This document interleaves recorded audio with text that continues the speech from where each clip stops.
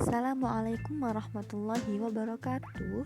Kami dari kelompok 4 akan mempresentasikan salah satu tema dari mata kuliah kimia organik, yakni identifikasi dan pemanfaatan fenol dan eter dalam kehidupan sehari-hari. Kelompok kami beranggotakan 5 orang, yakni Asfiatus Sholihah, Nasitoh Zakiyah Putri, Syafiqatun Maula, Salsabilatul Jannah, dan Adam Siroj Maulana.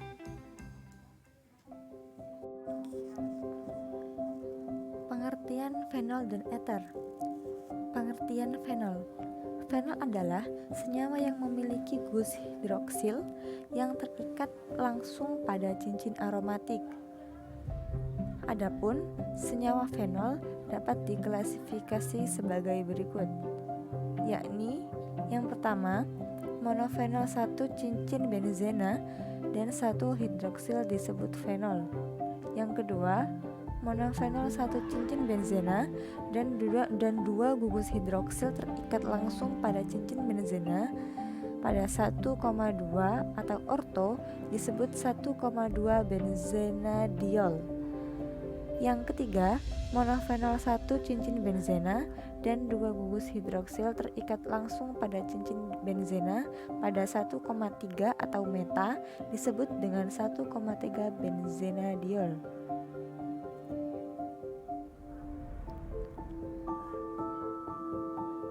Selanjutnya, monofenol 1 cincin benzena dan 2 gugus hidroksil terikat langsung pada cincin benzena pada 1,4 atau pra disebut 1,4 benzenadiol, dan seterusnya. Pengertian eter. Eter adalah senyawa organik yang mengandung gugus fungsi alkil yang terikat pada oksigen. Gugus fungsi eter disebut alkoksi atau fenoksi. Eter dikatakan simetris jika kedua gugus fungsi alkilnya sama.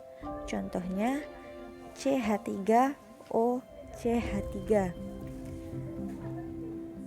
Jika kedua gugus tidak sama, maka dikatakan tidak simetris. Contohnya CH3OH.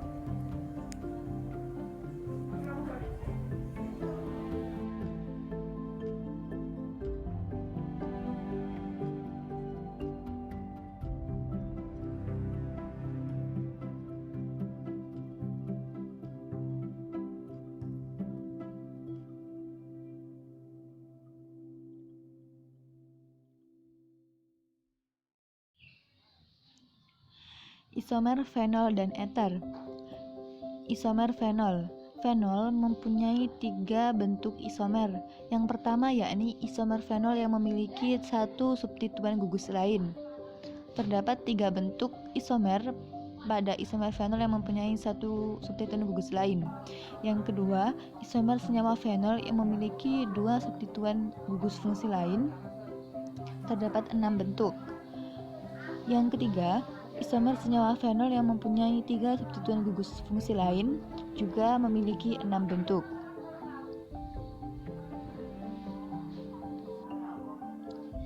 Isomer eter. Eter memiliki isomer fungsi antara eter dengan alkohol. Alkohol dan eter mempunyai rumus molekul yang sama, tetapi gugus fungsinya berbeda. Oleh karena itu, alkohol dan eter disebut memiliki isomer fungsi. Berikut merupakan contoh dari isomer fungsi antara eter dan alkohol. Karena memerlukan energi yang sangat kuat.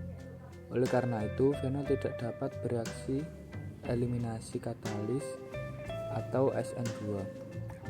Berikut beberapa contoh dari reaksi fenol. Yang pertama ada esterifikasi fenol. Esterifikasi adalah reaksi pengubahan dari suatu asam karboksilat dan alkohol menjadi suatu ester dengan menggunakan katalis asam. Kemudian yang kedua ada reaksi Kolbe. Reaksi Kolbe adalah reaksi antara natrium fenoksida dan karbon dioksida yang menghasilkan natrium silsilat dan menghasilkan asam silsilat bila diasamkan. Yang ketiga ada reaksi Reimer-Tiemann. Reaksi Reimer-Tiemann adalah reaksi dengan kloroform dalam basa berair yang disusul perlakuan dengan asam berair, kemudian memproduksi salisilaldehida. Yang keempat yaitu ada oksidasi fenol. Oksidasi fenol adalah reaksi antara 1,2 dan 1,4 dihidroksibenzen meliputi kuinon.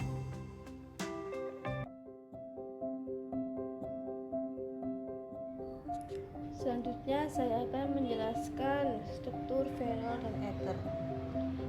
Yang pertama yaitu struktur fenol. Fenol itu mengandung gugus hidroksil atau OH yang terikat langsung dengan cincin benzena.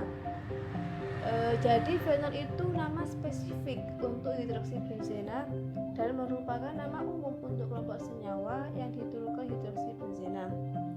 Pada contoh di gambar itu ada fenol ya, struktur dari fenol, kemudian ada 4 metil fenol.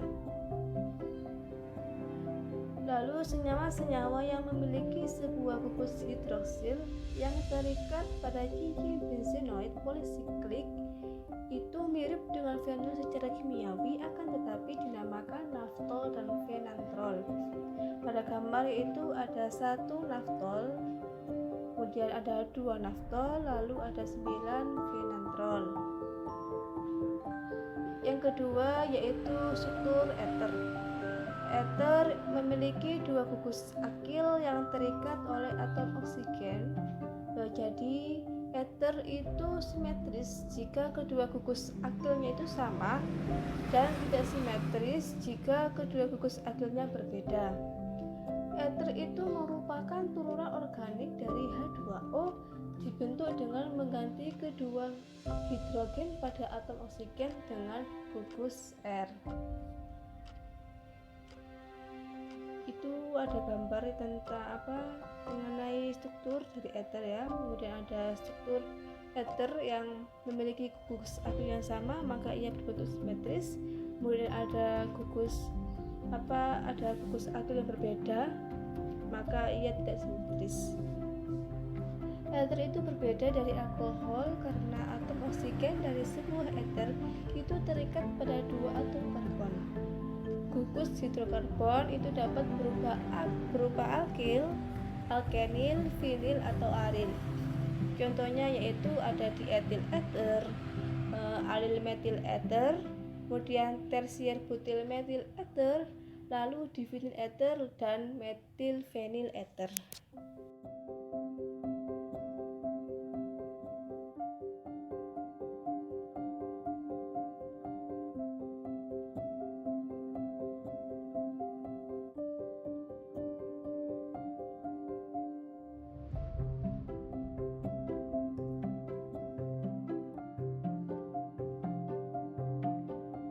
Selanjutnya yaitu tata nama fenol dan eter. Yang pertama itu tata nama fenol. Pada banyak senyawa, fenol itu merupakan nama dasar. Contohnya yaitu ada 4 klorofenol, ada 2 nitrofenol, ada 3 bromofenol, juga bisa disebut dengan para klorofenol atau ortonitrofenol atau metabromofenol. Jadi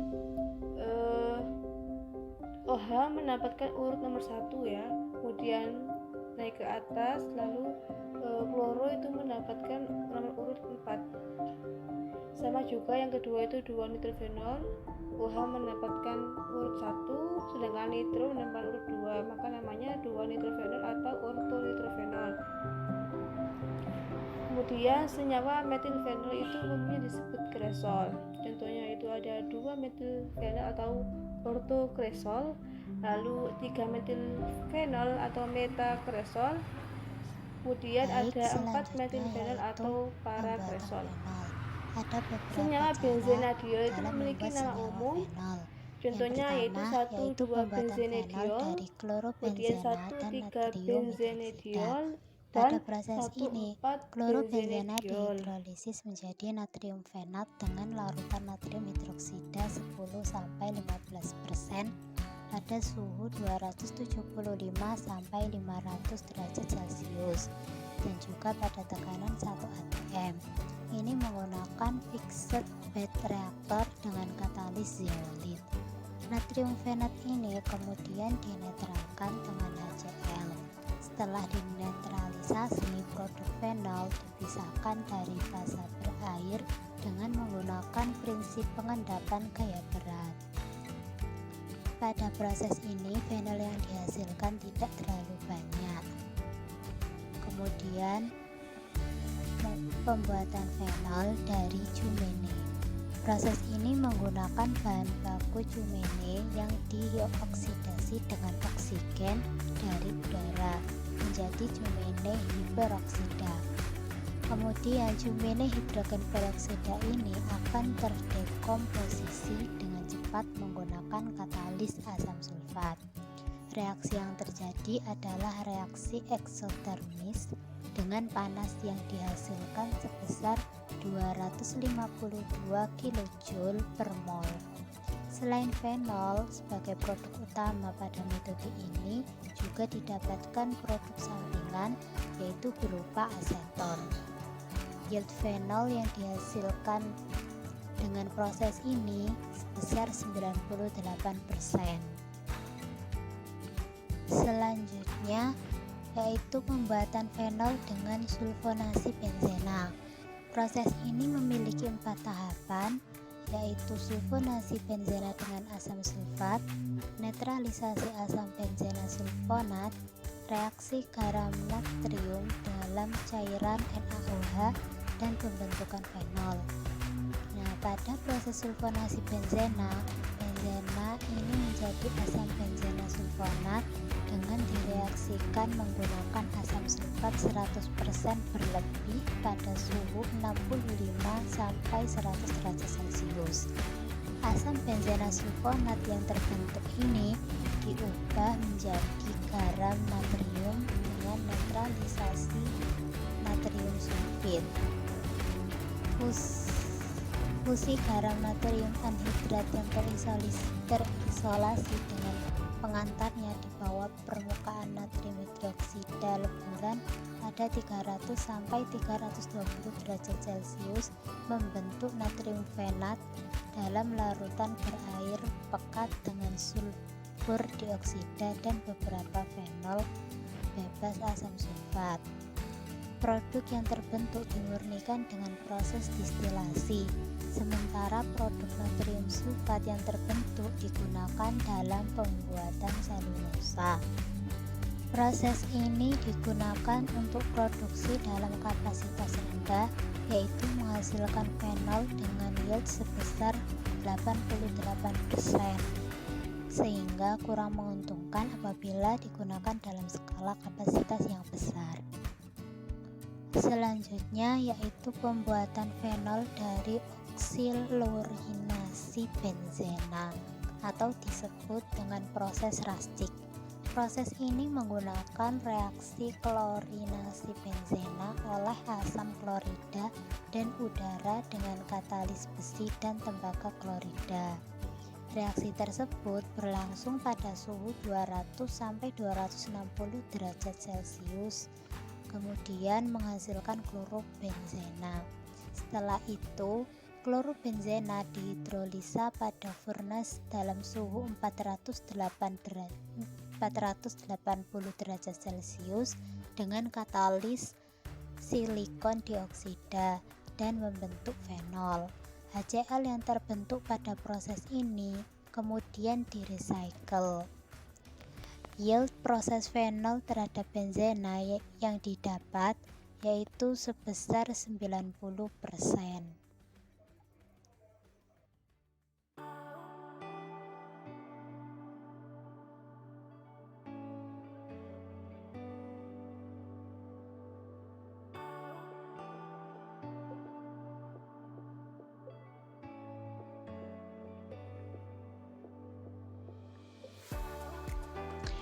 Selanjutnya saya akan menjelaskan tentang sifat fisik dan kimia dari fenol. Sifat fisik fenol yang pertama, fenol berupa zat kristal tak berwarna yang memiliki bau khas. Kedua, tersusun atas gugus hidroksil yang terikat pada cincin aromatik dan mempunyai rumus kimia C5H6OH. 3. Memiliki kelarutan yang terbatas dalam air, ia hanya mampu larut sebanyak 8,3 gram dalam 100 ml air. Keempat, fenol mempunyai titik leleh 41 derajat Celcius dan titik 181 derajat Celcius. Dan yang kelima, bersifat toksis dan korosif terhadap kulit, dan pada konsentrasi tertentu dapat menyebabkan gangguan kesehatan manusia hingga kematian pada organisme. Selanjutnya, sifat kimia dari fenol. Yang pertama, fenol memiliki sifat asam karena kemudahannya dalam melepaskan ion H+ dari gugus hidroksilnya. Ia memiliki tingkat keasaman yang lebih besar dibandingkan dengan alkohol alifatik lainnya. Yang kedua, mudah terbakar. 3. Dengan lepasnya ion H+, fenol berubah menjadi fenoksida yang dapat dilarutkan dalam air. 4. Bereaksi dengan NaOH membentuk garam natriut fenolat. 5. Tidak bereaksi dengan RgOOH namun bereaksi dengan aldehyda membentuk ether. Dan yang nomor 6, fenol yang berkonsentrasi dapat mengakibatkan pembakaran kimiawi jika terkena kulit yang terbakar. Selanjutnya, kegunaan dari fenol. Ada beberapa kegunaan dari fenol yang biasa dimanfaatkan dalam kehidupan sehari-hari, seperti sebagai bahan disinfektan, sebagai zat pewarna. Fenol dapat digunakan sebagai pewarna buatan dengan konsentrasi yang kecil untuk membuat plastik, seperti bakelit yang berasal dari hasil kondensasi fenol dan metanol, sebagai bahan baku pembuatan obat-obatan seperti asam salisilat, asam pikret, dan lain-lain, sebagai perekat dan pengawet kayu atau bahan-bahan konstruksi lainnya. Fenol juga dapat digunakan sebagai antiseptik karena mempunyai sifat koagulasi protein dan sebagai sintesis senyawa aromatis dalam batu bara.